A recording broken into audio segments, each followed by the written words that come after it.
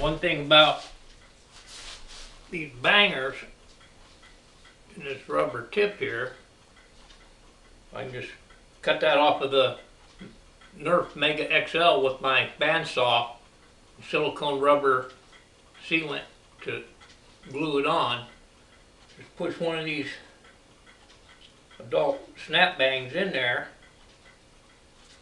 Now it holds up to 300 psi. It'll launch without going off in the tube, where I had trouble with some others going off during the launch, but it's nestled in there in this soft silicone rubber, which gives it cushion against going off during the initial force of it blasting off. But when it hits the ground, it bangs real good. So I like that. Over and out.